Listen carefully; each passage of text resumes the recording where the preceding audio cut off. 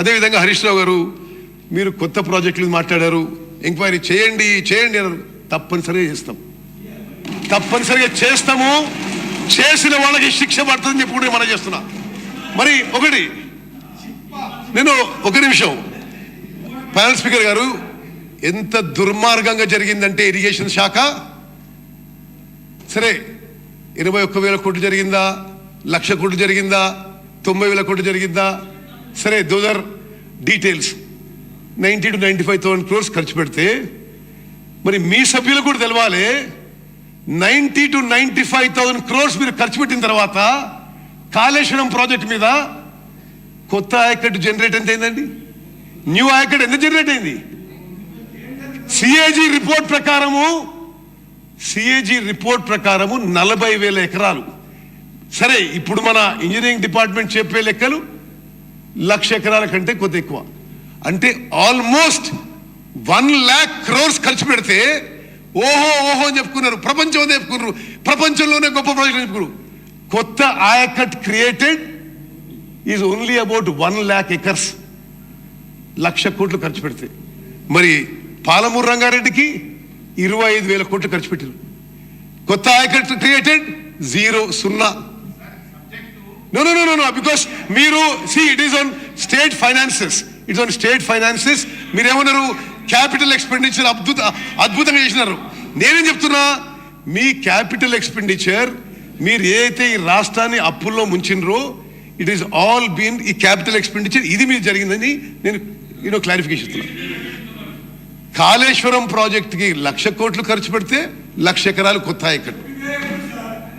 పాలమూరు రంగారెడ్డికి 25,000 కోట్లు ఖర్చు పెడితే 25,000 కోట్లు ఖర్చు పెడితే కొత్త ఆయకట్టు క్రియేటెడ్ 0 acres.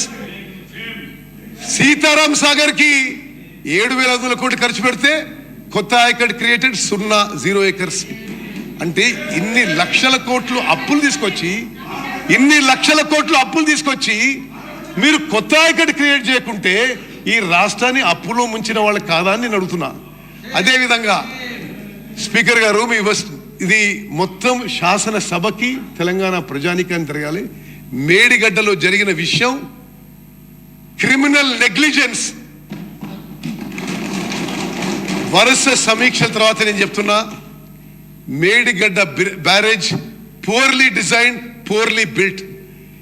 స్వతంత్ర భారతదేశ చరిత్రలో ఎక్కడ కూడా ఇన్ని 1,000 కోట్లు ఖర్చు పెట్టి ఒక బ్యారేజ్ కొలాప్స్ కావడం, అసలు నేను ఏ డేట్ జరిగిందండి? అక్టోబర్ 21. వాళ్ళ ప్రభుత్వం ఉన్నది ఎప్పటి వరకు? బహుశా వారం 10 రోజుల కింద వరకు. ఆనాటి ముఖ్యమంత్రి ఒక్క మాట మాట్లాడలేదు. ఇప్పుడు చూస్తుంటే there are many alarming signals. ఎవరు రియాక్ట్ కాలేదు, ఎవరు దాని మీద ఏమి రెక్టిఫికేషన్ చర్యలు తీసుకోలేదు. నిన్న ఏది ఏజెన్సీ కన్స్ట్రక్షన్ వచ్చిండ్రో వాళ్ళు ఏమంటారు, మీరు డిజైన్ ఇచ్చిండ్రు, మీరే స్పెసిఫికేషన్ ఇచ్చిండ్రు, మీరే మెటీరియల్ చెప్పిండ్రు, దాని ప్రకారం కట్టినాం. ఇంజనీర్లు అడిగితే ఇదేం డిజైన్ అంటే అప్పుడు ఎవరు సార్ మొత్తం డిజైన్ ఒక ఆయన కదా, ఆయన కట్టమని మేము కట్టినాం. ఇట్ ఈస్ అంటే I'm saying with great responsibility, nothing is great response చెప్తున్నది. మేడిగడ్డ బ్యారేజ్ పియర్, ఆ పియర్ ఉంటుంది కదా, బ్లాక్ నెంబర్ 7, వాళ్ళని ఐ విట్నెస్ అడిగితే పెద్ద శబ్దం వచ్చింది, కొలాప్స్ అయిపోయింది. ఒక్కసారి 5 feet కొలాప్స్ అయిపోయింది లోపలికి.